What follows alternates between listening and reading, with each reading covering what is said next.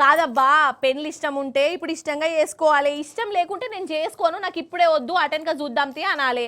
అంతేగాని ఇష్టం లేని పెళ్లి చేసుకున్నాడు ఎందుకు, చేసుకున్నాక గోసవాడు ఎందుకు, చేసుకున్నోళ్ళను గోస ఉచ్చుకున్నాడు ఎందుకు? సరే గోస ఉచ్చుకున్నాడంటే ఏమో అనుకోవచ్చు, సంపుడెందుకు? ఇదే నాకు అర్థమైతే లేదోల్లా. అరే పెనిమిటి ఇష్టం లేకుంటే పోయి అవగారింట్లో వచ్చి కూర్చోవాలి, లేకుంటే ఇడుపు కాగితాలు తీసుకోవాలి. సంపుడేందోల్లా ఆ సంపుడు కథకున వాడెత్తు. అసలు నేను ఇసాంటి ముచ్చట్లు చెప్పా, కానీ ఈ కాలంలో ఇసాంటి ఎక్కువ అవుతున్నాయి. పెళ్లి కాని ప్రసాదులు పెళ్ళంటేనే భయపడి ఉరుకుతాన్రు. అందరు అట్లా ఉండరు అని వాళ్లకు ధైర్యం చెప్పేందుకే ఈ ముచ్చట చెప్తా అన్న. చూడుండ్రి అసలు ఏమైందో. ఇక రామచంద్ర, ఏందిది? లోకం ఎటుపోతున్నది? జనాల మెదళ్ళు ఎట్లా పని చేస్తాన్నాయి? అసలు మనిషి పానం అంటే ఇలువనే లేకుండా అవుతాంది. కాదు హనీమూన్ కని పెనిమిటిని పట్టకపోయి సంపేషుడేందోలా నాకు తెలియకడుగుతా. ఇంకెట్లా చూస్తుందో చూడు అమ్మగారు. అయితే ఈ పిల్లగాని పేరు రాజా రఘువంశీ, మధ్యప్రదేశ్ రాష్ట్రం ఇండోర్లో ఉంటాడు. ఇక ఈయనకు ఈ సోనం అనేటామెతోని పోయిన నెల 11వ తారీఖు నాడు లగ్గమైంది. 20వ తారీఖు నాడు ఇగో ఇలా హనీమూను. కానీ మేఘాలయ రాష్ట్రానికి పోయిర్రు. ఆడ ఒక స్కూటర్ను కిరాయి కూడా తీసుకున్నారు. కానీ అప్పటి సంది వీళ్ళిద్దరూ కనబడకుండా పోయిర్రు. ఇంట్లోళ్ళు పరేషాను. అయితే 11 రోజుల తర్వాత పెనిమిటి రఘువంశీ శవము నీళ్ళల్లా తేలింది. ఆయన మీద కత్తికాట్లు కూడా ఉన్నాయట. అంటే మడ్డరే. కానీ ఇంట ఆమె కనబడతలేదు. ఆమె కోసం దేవులాడిర్రు.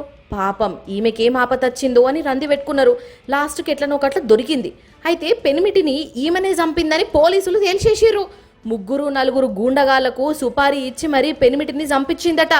ఇక చెప్పుండ్రి కథ.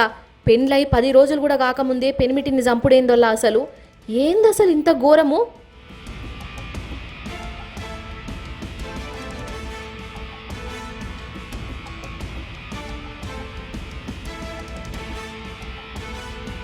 ఆమెకో సోపతికాడు కూడా ఉన్నాడట, వాంతోనే చంపించింది అని అంటుండ్రు.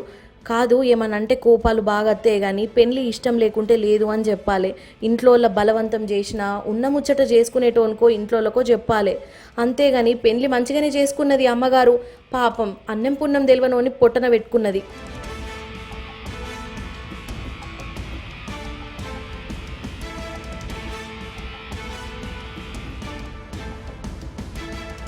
ఇక ఈ పెళ్లి కొడుకు ఏమన్నా కొట్టిండా, తిట్టిండా, మెంటలోడా, కంతిరోడా, కోపాలు పెట్టుకున్నాడా అంటే అది కాదు. ఉత్త పుణ్యానికి పానం తీసింది.